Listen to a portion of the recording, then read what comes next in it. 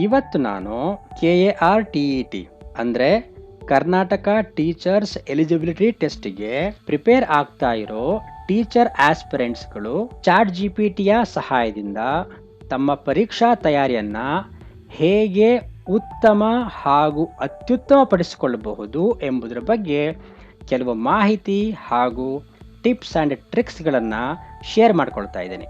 First let us see how to begin with ChatGPTಯನ್ನು use ಮಾಡಲಿಕ್ಕೆ ಶುರು ಮಾಡೋದು ಹೇಗೆ ಅನ್ನೋದ್ರ ಬಗ್ಗೆ ಮೊದಲು ನಾವು ತಿಳ್ಕೊಳ್ಳೋಣ. ಗೂಗಲ್ ಅಥವಾ ನೀವು ಯೂಸ್ ಮಾಡ್ತಿರೋ ಯಾವುದೇ ಸರ್ಚ್ ಎಂಜಿನ್ನಲ್ಲಿ ChatGPT ಅಂತ ಸರ್ಚ್ ಮಾಡಿ. ಇಲ್ಲಿ ನೀವು ಇಂಟ್ರೊಡ್ಯೂಸಿಂಗ್ ChatGPT ಅಂತ ಒಂದು ಲಿಂಕ್ ನೋಡಬಹುದು. ಅದರ ಮೇಲೆ ಕ್ಲಿಕ್ ಮಾಡಿ. ಇಲ್ಲಿ OpenAIನ ವೆಬ್ ಪೇಜ್ ಓಪನ್ ಆಗುತ್ತೆ. ಅಲ್ಲೇ ಕೆಳಗಡೆ ನಿಮಗೆ ಇಂಟ್ರೊಡ್ಯೂಸಿಂಗ್ ChatGPT ಅಂತ ಕಾಣಿಸುತ್ತೆ. ಹಾಗೆ ಕೆಳಗಡೆ ಸ್ಕ್ರಾಲ್ ಮಾಡಿದ್ರೆ ಟ್ರೈ ChatGPT ಅಂತ ಒಂದು ಎಕ್ಸ್ಟರ್ನಲ್ ಲಿಂಕ್ ಕಾಣಿಸುತ್ತೆ. ಅದರ ಮೇಲೆ ಕ್ಲಿಕ್ ಮಾಡಿದ್ರೆ ChatGPTಯ ಸೈನ್ ಅಪ್ ಪೇಜ್ ಓಪನ್ ಆಗುತ್ತೆ. ಇಲ್ಲಿ ಸೈನ್ ಅಪ್ ಬಟನ್ ಮೇಲೆ ಕ್ಲಿಕ್ ಮಾಡಿ ನಿಮ್ಮ ಇಮೇಲ್ ಅಡ್ರೆಸ್ ಮತ್ತು ಪಾಸ್ವರ್ಡನ್ನು ಎಂಟರ್ ಮಾಡಿ ನೀವು ChatGPTಗೆ ಸೈನ್ ಅಪ್ ಆಗಬಹುದು. ಅಥವಾ ಕಂಟಿನ್ಯೂ ವಿತ್ ಗೂಗಲ್ ಅನ್ನೋ ಬಟನ್ ಮೇಲೆ ಕ್ಲಿಕ್ ಮಾಡಿ ನಿಮ್ಮ ಗೂಗಲ್ ID ಮತ್ತು ಪಾಸ್ವರ್ಡನ್ನು ಎಂಟರ್ ಮಾಡಿ ಕೂಡ ನೀವು ChatGPTಗೆ ಸೈನ್ ಅಪ್ ಆಗ್ಬೋದು. ChatGPTಗೆ ನಾವು ಫಸ್ಟ್ ಟೈಮ್ ಸೈನ್ ಅಪ್ ಆದಾಗ ಈ ರೀತಿಯ ಒಂದು ಇಂಟರ್ಫೇಸ್ ಕಾಣಿಸುತ್ತೆ. ನಾವು ಇಲ್ಲಿ ChatGPT ಅನ್ನೋ ಹೆಡ್ಡಿಂಗ್ ಕೆಳಗಡೆ ಕೆಲವು ಎಕ್ಸಾಂಪಲ್ಸು ಮತ್ತು ChatGPTಯ ಕೇಪಬಿಲಿಟೀಸು ಮತ್ತು ಅದರ ಲಿಮಿಟೇಷನ್ಗಳನ್ನು ಲಿಸ್ಟ್ ಮಾಡಿದ್ದಾರೆ. ನಾವು ChatGPTಯನ್ನು ಯೂಸ್ ಮಾಡೋದಕ್ಕೂ ಮೊದಲು ಇವುಗಳನ್ನೆಲ್ಲ ಓದ್ಕೊಂಡು ಅರ್ಥ ಮಾಡ್ಕೊಳ್ಬೇಕಾಗುತ್ತೆ.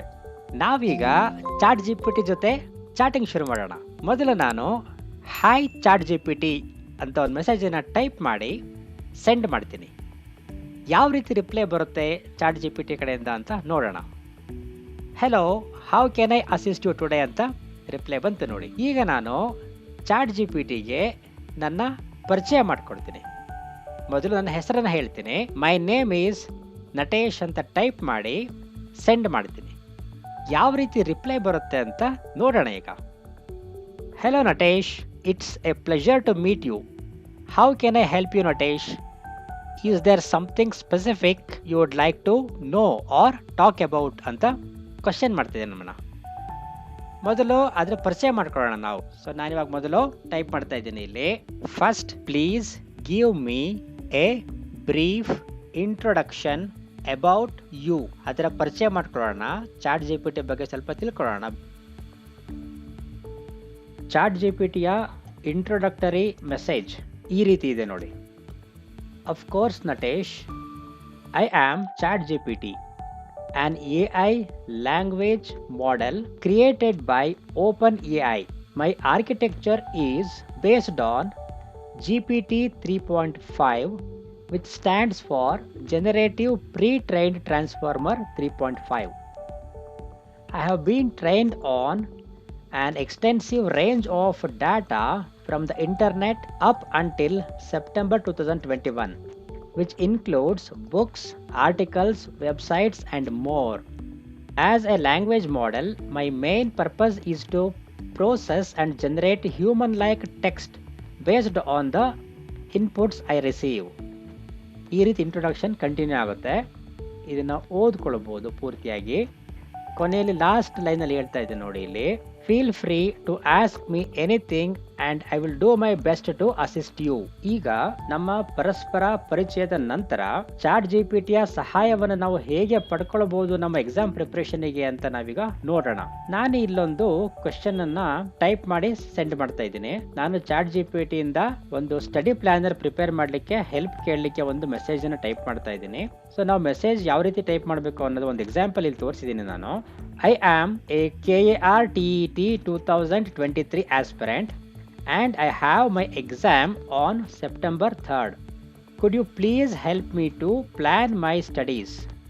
Please prepare a day-wise study planner for me to cover entire syllabus in the available time. ಅಂತ ಒಂದು ಮೆಸೇಜನ್ನು ಟೈಪ್ ಮಾಡಿ ನಾನು ಸೆಂಡ್ ಮಾಡಿದ್ದೀನಿ. ಸೊ ಸೆಂಡ್ ಮಾಡಿದ ತಕ್ಷಣ ಸೊ ಅದು ನಮಗೊಂದು ಡೇ ವೈಸ್ ಪ್ಲ್ಯಾನನ್ನು ಪ್ರಿಪೇರ್ ಮಾಡಿ ಕೊಡ್ತಾ ಇದೆ. ನೀವು ನೋಡ್ತಾ ಇದ್ದೀರಾ ಸ್ಕ್ರೀನ್ ಮೇಲೆ ಎಷ್ಟು ಬೇಗ ಅದು ಪ್ಲ್ಯಾನ್ ಮಾಡಿ ನಮಗೆ ಕೊಡುತ್ತೆ ಅಂತ. ಸೊ ಇಲ್ಲಿ ನೋಡ್ಬೋದು. Of course Natesh, preparing A study plan is A crucial for effective exam preparation. Since your KarTET exam is on September 3rd, we have a little over a month to cover the syllabus. Here is a day-wise study plan to help you make the most of your available time. ಇಲ್ಲಿ weak wise split ಮಾಡಿದೆ. So first ವೀಕಲ್ಲಿ ಮೊದಲು day 1 to day 3 ಇಂದ ಏನು ಓದಬೇಕು, day 4 to day 7 ಏನನ್ನ prepare ಆಗಬೇಕು. ಹಾಗೆಯೇ ಸೆಕೆಂಡ್ ವೀಕಲ್ಲಿ ಡೇ 8 ಇಂದ 10ಗೆ, 11 ಇಂದ 14, 15 to 17 ಹಾಗೆ ಪ್ರತಿ ದಿನದಿಂದ ದಿನಕ್ಕೆ ಎಷ್ಟು ದಿನದಲ್ಲಿ ನಾವು ಎಷ್ಟೆಷ್ಟು ಸಿಲೆಬಸ್ನ ಕವರ್ ಮಾಡ್ತಾ ಹೋಗಬೇಕು ಅಂತ ಮೇಲೆ ಹೇಳಿದೆ. ಹಾಗೆಯೇ ರಿಮೆಂಬರ್ ದೀಸ್ ಅಡಿಷನಲ್ ಟಿಪ್ಸ್ ಅಂತ ಕೂಡ ಟಿಪ್ಸ್ ಕೊಡ್ತಾ ಇದೆ ಇಲ್ಲಿ. As the conclusion of the study planner ಏನು ಹೇಳ್ತಾ ಇದೆ ನೋಡೋಣ ಇಲ್ಲಿ. Customize the plan according to your comfort and the difficulty level of each subject. Best of luck with your KarTET preparation. You have got this. If you have any specific doubts or need further assistance during your study journey, feel free to ask ಅಂತ ಹೇಳ್ತಾ ಇದೆ. ಈಗ ಯಾವುದಾದ್ರೂ ಒಂದು ಸಬ್ಜೆಕ್ಟಿಗೆ daily time table ಮಾಡಿಕೊಡ್ಲಿಕ್ಕೆ ಕೇಳೋಣ, ನೋಡೋಣ ಯಾವ ರೀತಿ ಮಾಡುತ್ತೆ ಅಂತ. ಸೊ ನಾನಿವಾಗ ಟೈಪ್ ಮಾಡ್ತಾ ಇದ್ದೀನಿ. My language 1 is Kannada. Prepare a daily timetable to study language 1. ಈ ರೀತಿ ಕೇಳಿ ಒಂದು ಮೆಸೇಜನ್ನು ಸೆಂಡ್ ಮಾಡಿದ್ದೀನಿ. ಯಾವ ರೀತಿ ಡೈಲಿ ಟೈಮ್ ಟೇಬಲ್ ಪ್ರಿಪೇರ್ ಮಾಡಿದೆ ಅಂತ ಈಗ ನೋಡೋಣ.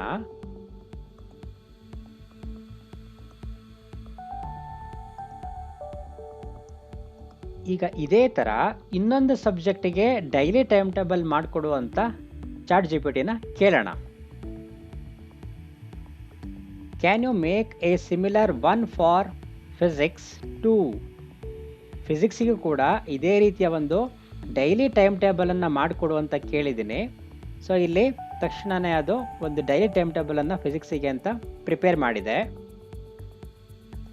ಸೊ ಈ ರೀತಿಯಾಗಿ ನಾವು ಎಲ್ಲ ಸಬ್ಜೆಕ್ಟ್ಸಿಗೂ ಡೈಲಿ ಟೈಮ್ ಟೇಬಲ್ಗಳನ್ನು ಪ್ರಿಪೇರ್ ಮಾಡಿಕೊಂಡು ಸಾಧ್ಯವಾದಷ್ಟು ಅದೇ ಟೈಮ್ ಟೇಬಲ್ ಪ್ರಕಾರ ನಾವು ಪ್ರಿಪೇರ್ ಆಗ್ತಾ ಹೋದರೆ ಎಕ್ಸಾಮಿನೇಷನಲ್ಲಿ ನಾವು ತುಂಬ ಚೆನ್ನಾಗಿ ಪರ್ಫಾರ್ಮ್ ಮಾಡ್ಬೋದು ಅಂತ ನನಗೆ ಅನಿಸುತ್ತೆ. ನಿಮ್ಮ ಒಪಿನಿಯನ್ ಏನೋ? ಈ ಟೈಮ್ ಟೇಬಲ್ ಪ್ರಕಾರ ಫಾಲೋ ಮಾಡೋಕ್ಕೆ ಸಾಧ್ಯ ಆಗುತ್ತೋ ಅಥವಾ ಇಲ್ಲವೋ? ಇದರಿಂದ ನಮಗೆ ಪ್ರಿಪ್ರೇಷನಿಗೆ ಹೆಲ್ಪ್ ಆಗುತ್ತೆ ಅಥವಾ ಇಲ್ಲ ಅನ್ನೋದನ್ನು ನೀವು ಕೆಳಗಡೆ ಕಾಮೆಂಟ್ ಮಾಡಿ ತಿಳಿಸಿ.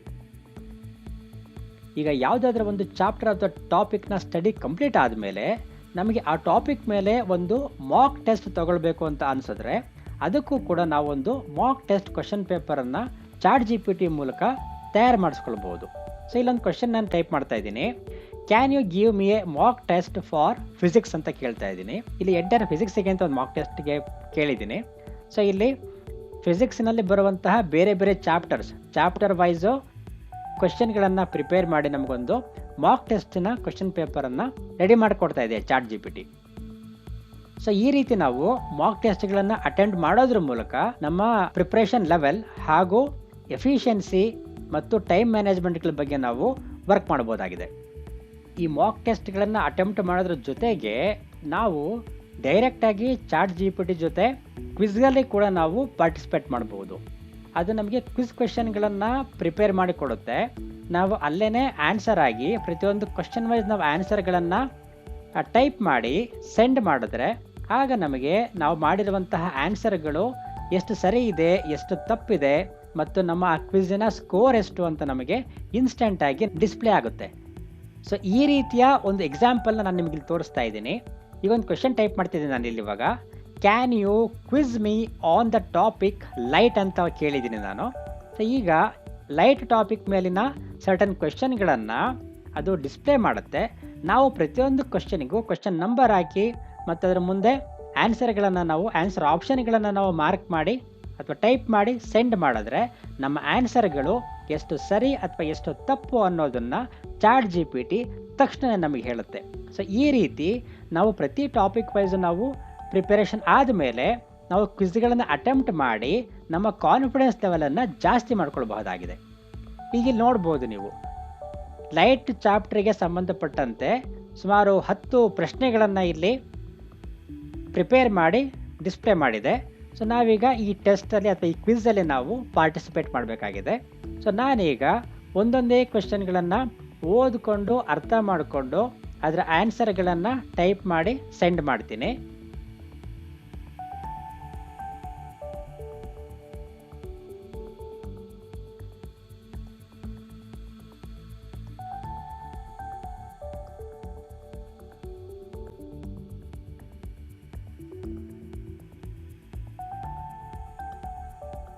ಓಕೆ, ಎಲ್ಲ ಕ್ವೆಶನ್ಗಳಿಗೆ ನಾನೀಗ ಆನ್ಸರ್ಗಳನ್ನು ಟೈಪ್ ಮಾಡಿದ್ದೀನಿ. ಇಲ್ಲೊಂದು ಕಾಮ ಮಿಸ್ ಆಗಿದೆ, ಒಂದು ಕಾಮ ಎಂಟ್ರಿ ಮಾಡ್ತೀನಿ ಇಲ್ಲಿ. ಸೊ ಈಗ question number period within brackets answer options ಕಾಮ ಈ ಥರ ನಾನು ಟೈಪ್ ಮಾಡಿದ್ದೀನಿ. ಈಗ ಸೆಂಡ್ ಮಾಡ್ತೀನಿ. ನಾನು ಕಳಿಸಿರೋಂಥ ಆನ್ಸರ್ಸು ಎಷ್ಟು ಸರಿ ಇದೆ ಅಥವಾ ಇಲ್ಲ ಅಂತ ನಮಗಲ್ಲಿ ತಕ್ಷಣ ನಮಗೆ ನಮ್ಮ ಸ್ಕೋರ್ನ ಡಿಸ್ಪ್ಲೇ ಮಾಡುತ್ತೆ. ಸೊ ಇಲ್ಲಿ ನೋಡ್ಬೋದು ನೀವು, ಎಲ್ಲ ಆನ್ಸರ್ಸು ಕರೆಕ್ಟ್ ಆಗಿದೆ. You got a 10 out of 10. Excellent job on the light quiz. Your knowledge of the topic is impressive. If you have any more questions or if there is anything else you would like to learn or discuss, feel free to ask. Keep up the great work with your studies ಅಂತ reply ಮಾಡಿದೆ. So ಇಷ್ಟೆಲ್ಲ help ಮಾಡ್ತಾ ಇದೆ. I am saying thank you ಅಂತ ಹೇಳಿ send ಮಾಡಿದ್ದೀನಿ. You are welcome Natesh. If you have any more questions in the future or need further assistance with anything, don't hesitate to reach out. ಈ ರೀತಿ ನಮಗೆ ಮತ್ತೆ ಹೆಲ್ಪ್ ಕೇಳಬಹುದು ಅಂತ ಹೇಳ್ತಾ ಇದೆ. ಸೊ ಈ ಕಾರಣಕ್ಕೋಸ್ಕರನೇ ನಾನು ಬಿಗಿನಿಂಗಲ್ಲಿ ಹೇಳಿದ್ದು, ನಮ್ಮ ಪರೀಕ್ಷಾ ತಯಾರಿಯನ್ನು ಚಾಟ್ GPT ಯ ಸಹಾಯದಿಂದ ಉತ್ತಮ ಹಾಗೂ ಅತ್ಯುತ್ತಮ ಪಡಿಸ್ಕೊಳ್ಬಹುದು ಅಂತ.